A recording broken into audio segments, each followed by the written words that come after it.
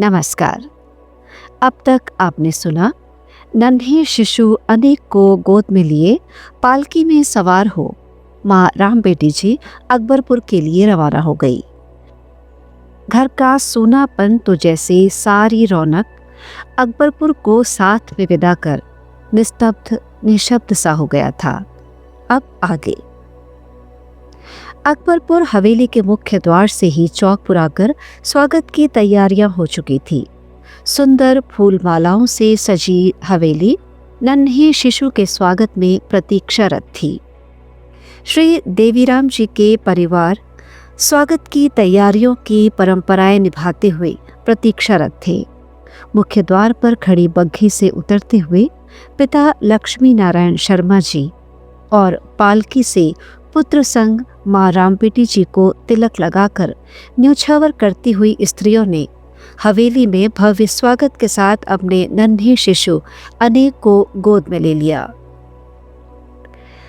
हवेली के हर्षोल्लास को देखकर ये प्रतीत हो रहा था जैसे वर्षों से निहारती हवेली के दरो दीवार ने आज अपने नन्हे सदस्य के स्वागत के लिए जैसे पलकें बिछा दी हों। माँ रामबेटी जी और जमींदार साहब हवेली में प्रवेश कर रहे हैं। ऐसा लग रहा है जैसे आकाश में बादलों के पार कहीं दूर हवेली के पूर्व जमींदार साहब दादाजी स्वर्गीय पंडित दुर्गा प्रसाद शर्मा जी के जीवन में रह गई एकमात्र अधूरी आकांक्षाओं को पूरा करने जैसे आज का ये आनंदोत्सव उनकी आत्मा को अथाह सुख से तृप्त कर रहा हो। माँ रामबेटी जी अब अपनी नई दिनचर्या में सेवकों के साथ अत्यधिक व्यस्त थी। यहाँ तो माँ, मौसी, बुआ कोई भी नहीं थे। खुद ही हर समय बालक की देखभाल में स्वयं को भुलाकर लाड़ प्यार लुटाती रहती। बच्चे की मालिश करना, नहलाना, धुलाना, घुट्टी पिलाना और न जाने क्या क्या नित्य नए कामों में वे अपनी ही दुनिया में पुत्र के आसपास स्वकेंद्रित हो चुकी थी। अब 9 महीने के बाद पुत्र के लालन पालन की जिम्मेदारी स्वयं अपने हाथों में ली वे आत्मविश्वास से भर गई है।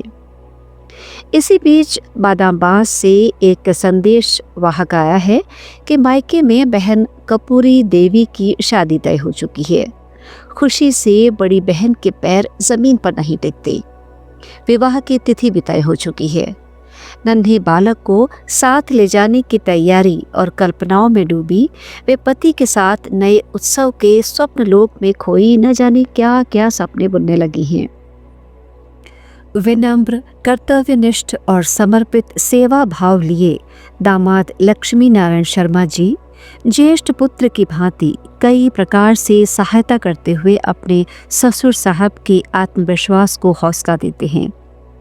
अकबरपुर और बादामबास की दूरी अधिक नहीं है, इसलिए वे बीच बीच में आकर वहां जिस प्रकार भी हो संभव सहायता करते। आदर पूर्वक अपने ससुराल पक्ष के कार्यों में विवाह की बारीकियों को देखते हुए राय मशवरा करते रहते। विवाह से कुछ दिन पहले ही मनपसंद उपहारों की खरीदारी कर माँ रामबेटी जी पति संग विवाह में शामिल होने पहुंच गई। पूरे घर में हर्षोल्लास का माहौल देखते ही बनता।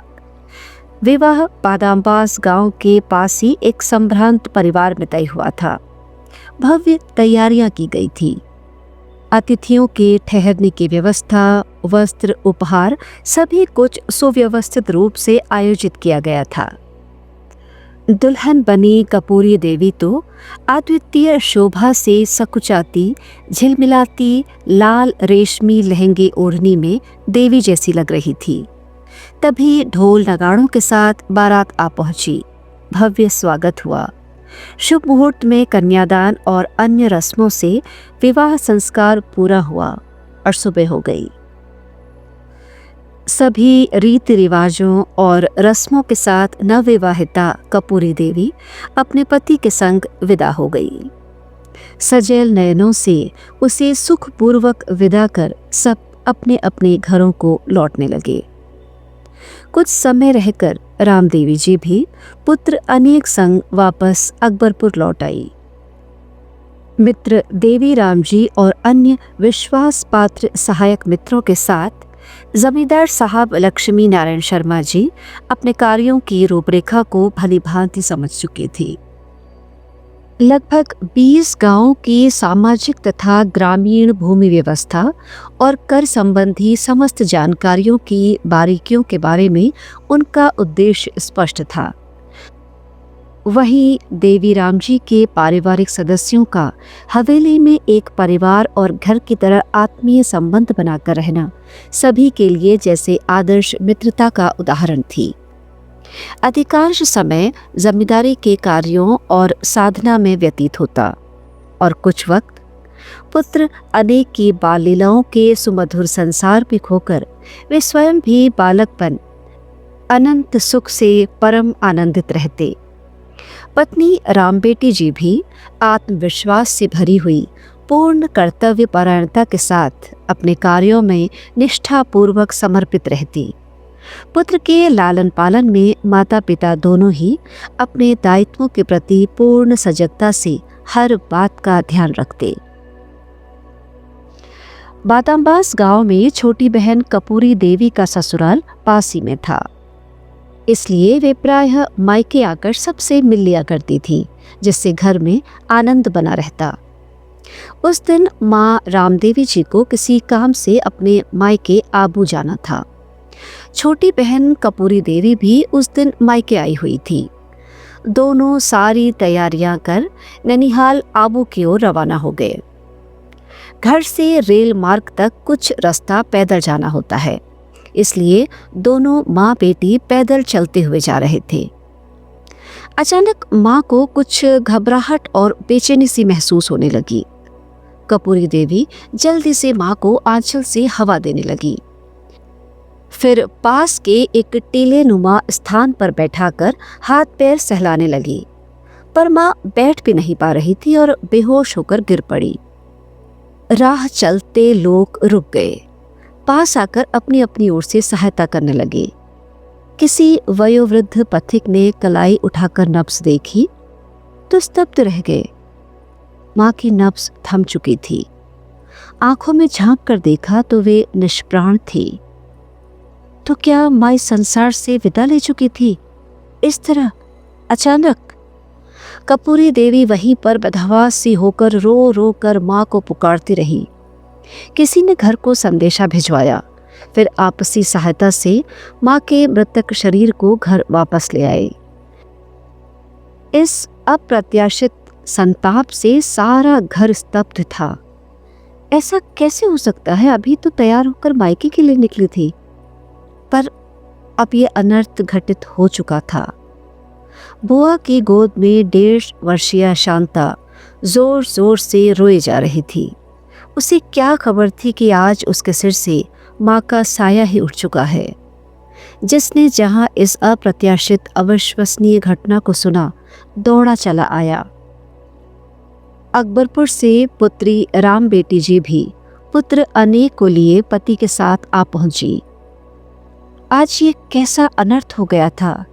जिस माँ ने तिल तिल कर दुख सहते हुए अपनी उम्र भर की खुशियां परिवार को न्यौछावर कर दी, वे आज इस तरह सबको छोड़कर चली गई।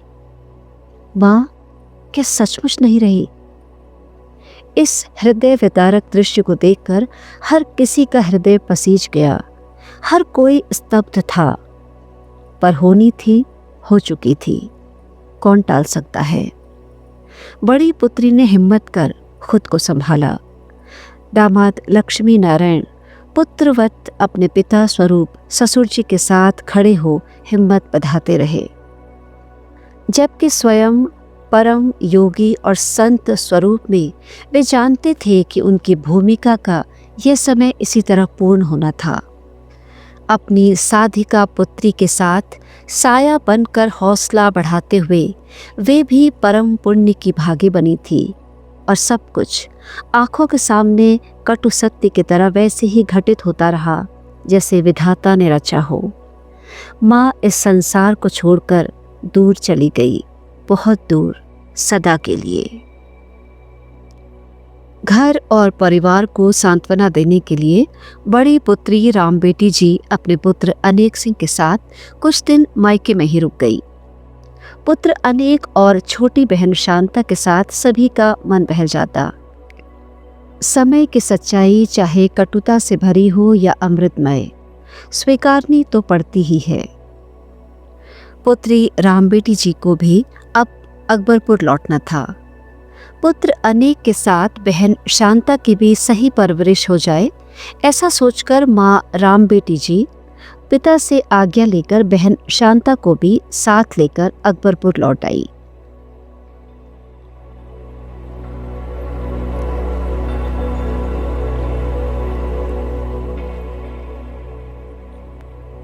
महाप्रभु महाराज जी, श्रीनीब करौरी बाबा पावन कथामृत।